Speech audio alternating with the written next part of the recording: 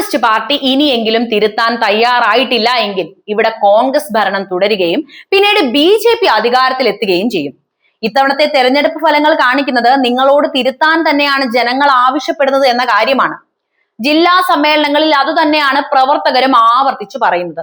എന്നിട്ടും പഠിച്ചിട്ടില്ല എങ്കിൽ നിങ്ങളുടെ അവസ്ഥ വളരെ പരിതാപകരം തന്നെയായിരിക്കും സഖാക്കന്മാരെ. കമ്മ്യൂണിസ്റ്റ് പാർട്ടി ഓഫ് ഇന്ത്യ എന്ന പ്രസ്ഥാനം ഇന്ന് ഇന്ത്യൻ ചരിത്രത്തിലെ ഏറ്റവും വലിയ പ്രതിസന്ധികളിലൂടെയാണ് കടന്നു പോകുന്നത് എന്ന കാര്യം നമുക്ക് അറിയാവുന്നതാണ്. കേവലം ഒരു തെരഞ്ഞെടുപ്പ് പരാജയം മാത്രമായിരുന്നില്ല, മറിച്ച് പ്രത്യയശാസ്ത്രപരമായ തകർച്ചയും ജനകീയ അടിത്തറയിൽ ഉണ്ടായ വിള്ളലും പാർട്ടി നേതൃത്വം കണ്ടില്ലെന്ന് നടിക്കുകയാണിപ്പോൾ. കേരളത്തിലെ വമ്പിച്ച പരാജയവും ദേശീയ തലത്തിൽ പാർട്ടി നേരിടുന്ന അസ്തിത്വ പ്രതിസന്ധിയും സൂചിപ്പിക്കുന്നത് പാർട്ടി തിരുത്തലുകൾക്ക് തയ്യാറല്ല എന്ന യാഥാർത്ഥ്യമാണ്. മാറ്റങ്ങളെ കുറിച്ച് സംസാരിക്കുമ്പോൾ നേതാക്കളെ മാറ്റലല്ല, പ്രവർത്തന ശൈലിയാണ് മാറ്റേണ്ടത് എന്ന വാദം പാർട്ടിയുടെ ഗൗരവകരമായ വീഴ്ചയെ ലഘൂകരിക്കാനുള്ള ശ്രമം തന്നെയാണ്. നേതൃത്വത്തിന്റെ കഴിവില്ലായ്മയും നയപരമായ അപാകതകളും മറച്ചുവെക്കാൻ ഇത്തരം വാദങ്ങൾ സഹായിച്ചേക്കാം. പക്ഷെ അതുകൊണ്ട് യാഥാർത്ഥ്യങ്ങൾ മാറുന്നില്ല. ഒരു കാലത്ത് ഇന്ത്യയിലെ ഏറ്റവും വലിയ കമ്മ്യൂണിസ്റ്റ് പ്രസ്ഥാനമായിരുന്ന CPM ഇന്ന് പല സംസ്ഥാനങ്ങളും അപ്രസക്തരായി മാറിക്കഴിഞ്ഞിട്ടുണ്ട്. അതിന്റെ പ്രധാനപ്പെട്ട കാരണം പാർട്ടി സ്വീകരിക്കുന്ന നിലപാടുകളുടെ വൈരുദ്ധ്യവും അഖിലേന്ത്യാ നേതൃത്വത്തിന്റെ ദൗർബല്യവും തന്നെയാണ്. ദേശീയ തലത്തിൽ പാർട്ടിക്ക് സംഭവിച്ച തകർച്ചയെ നോക്കിക്കാണുമ്പോൾ ഒരു ശക്തമായ ദേശീയ മുഖം എന്ന നിലയിൽ പാർട്ടിയെ മുന്നോട്ട് കൊണ്ടുപോകാൻ നേതൃത്വത്തിന് കഴിഞ്ഞില്ല എന്നത് വ്യക്തമാണ്.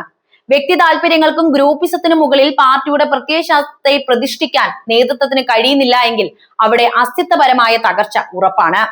കേരളത്തിന്റെ കാര്യം പരിശോധിച്ചാൽ പിണറായി വിജയൻ സർക്കാരിനെ നിയന്ത്രിക്കാനോ തിരുത്താനോ സംസ്ഥാന സെക്രട്ടേറിയറ്റ് പരാജയപ്പെട്ടു എന്നത് ഒരു രഹസ്യമൊന്നുമല്ല. അത് ജനങ്ങൾക്കും പാർട്ടിക്കും എല്ലാവർക്കും മനസ്സിലായ കാര്യമാണ്. കമ്മ്യൂണിസ്റ്റ് പാർട്ടിക്ക് ഒരിക്കലും അംഗീകരിക്കാൻ കഴിയാത്ത നയങ്ങളും ശൈലികളും സർക്കാർ സ്വീകരിച്ചപ്പോൾ അതിനെതിരെ ശബ്ദമുയർത്താൻ നേതൃത്വം ഭയപ്പെട്ടു. സർക്കാരിന്റെ തെറ്റുകൾക്ക് കൂട്ടുനിൽക്കുകയോ മൗനം പാലിക്കുകയോ ചെയ്തതിലൂടെ പാർട്ടി സ്വന്തം വിശ്വാസ്യതയാണ് ബലി കഴിച്ചത്. ജനങ്ങളുടെ വികാരങ്ങളെ ഉൾക്കൊള്ളുന്നതിനേക്കാൾ ഉപരിയായി ഭരണകൂടത്തോട് വിധേയത്വം കാണിക്കാനാണ് നേതൃത്വം ശ്രമിച്ചതത്രയും. ഇത്തരത്തിൽ ഭരണകൂടത്തിന്റെ തണലിൽ പാർട്ടി പ്രവർത്തനം ഒതുങ്ങിയപ്പോൾ താഴെത്തട്ടിലുള്ള പ്രവർത്തകരുടെ വികാരം നേതൃത്വം മനസ്സിലാക്കിയതുമില്ല, അറിയാൻ ശ്രമിച്ചതുമില്ല. പാർട്ടിയുടെ അടിത്തറയായ സാധാരണക്കാരന്റെ പ്രശ്നങ്ങളിൽ നിന്ന് മാറി അധികാരത്തിന്റെ ഇടനാഴിയിൽ മാത്രം ശ്രദ്ധ കേന്ദ്രീകരിച്ചതോടെയാണ് പാർട്ടിക്ക് ജനങ്ങളുമായിട്ടുള്ള ബന്ധം നഷ്ടമാകുന്നത്. അത് തന്നെയാണ് ഈ തെരഞ്ഞെടുപ്പിൽ പ്രതിഫലിച്ചതും. തിരുത്തലുകൾക്ക് തയ്യാറാവുക എന്നാൽ വെറും വാചക കസത്തുകളല്ല, അത് മറിച്ച് അടിമുടി മാറ്റങ്ങൾ ആവശ്യമാണ് എന്നതാണ്. എന്നാൽ MA ബേബിയെ പോലുള്ള നേതാക്കളുടെ പ്രസ്താവനകൾ സൂചിപ്പിക്കുന്നത് ഇനിയും പഴയ ശൈലിയിൽ തന്നെ മുന്നോട്ട് പോകാനാണ് തീരുമാനം എന്ന കാര്യമാണ്. തെരഞ്ഞെടുപ്പ് ഫലങ്ങൾ നൽകുന്ന മുന്നറിയിപ്പുകൾ അവഗണിക്കുന്ന ഒരു പാർട്ടിക്ക് ഭാവിയെക്കുറിച്ച് വലിയ പ്രതീക്ഷകൾ പുലർത്താനാകില്ല. അതായത് നമ്മുടെ പോലും പ്രതീക്ഷകൾ അസ്തമിക്കുകയാണ് എന്നർത്ഥം. ചരിത്രത്തിൽ നിന്ന് പാഠം ഉൾക്കൊള്ളാൻ വിസമ്മതിക്കുന്ന പ്രസ്ഥാനങ്ങൾ അപ്രസക്തമായി മാറുമെന്നതിന് വലിയ ഉദാഹരണമായി CPMന്റെ ഇപ്പോഴത്തെ അവസ്ഥ മാറിയിരിക്കുന്നു. പാർട്ടി തിരുത്താൻ തയ്യാറല്ല എന്ന് ഉറപ്പിച്ചു പറയാൻ കഴിയുന്ന സാഹചര്യമാണ് ഇന്ന് നിലവിലുള്ളത്. ജനവിധി നൽകുന്ന സന്ദേശം ഉൾക്കൊള്ളാതെ നേതാക്കളെ സംരക്ഷിക്കാനും തെറ്റായ നയങ്ങളെ ന്യായീകരിക്കാനും ശ്രമിക്കുന്നത് പ്രസ്ഥാനത്തിന്റെ തകർച്ചയുടെ ആക്കം കൂട്ടുകയുള്ളൂ. കമ്മ്യൂണിസ്റ്റ് പ്രസ്ഥാനത്തിന്റെ കാതലായ ജനാധിപത്യപരമായ തിരുത്തൽ പ്രക്രിയ പാർട്ടിക്കുള്ളിൽ എന്നേ മരിച്ചു കഴിഞ്ഞു എന്നത് വർത്തമാനകാലത്തെ വലിയൊരു യാഥാർത്ഥ്യവുമാണ്. ഞാൻ നേരത്തെ പറഞ്ഞതുപോലെ CPMന്റെ ഇപ്പോഴത്തെ അവസ്ഥ അത്യന്തം സങ്കീർണവും ആശങ്കാജനകവുമാണ്. കേവലമായ ഒരു തെരഞ്ഞെടുപ്പ് പരാജയം എന്നതിലുപരി പാർട്ടിയുടെ ഉള്ളുകളിലും അതിന്റെ അടിസ്ഥാനപരമായ ജനാധിപത്യ സ്വഭാവത്തിലും വന്ന വലിയൊരു മാറ്റത്തെയാണ് ഇപ്പോഴത്തെ തെരഞ്ഞെടുപ്പ് ഫലങ്ങൾ അടയാളപ്പെടുത്തുന്നത്.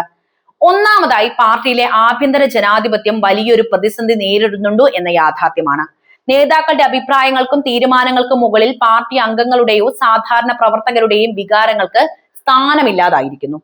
MA ബേബിയെ പോലുള്ള മുതിർന്ന നേതാക്കളുടെ പ്രസ്താവനകൾ പരിശോധിച്ചാൽ മനസ്സിലാകുന്നത് തെറ്റുകളെ തിരുത്തുന്നതിനു പകരം അവയെ ന്യായീകരിക്കാനും പദവികൾ സംരക്ഷിക്കാനുമുള്ള ശ്രമങ്ങളാണ് നടക്കുന്നത് എന്ന കാര്യമാണ്.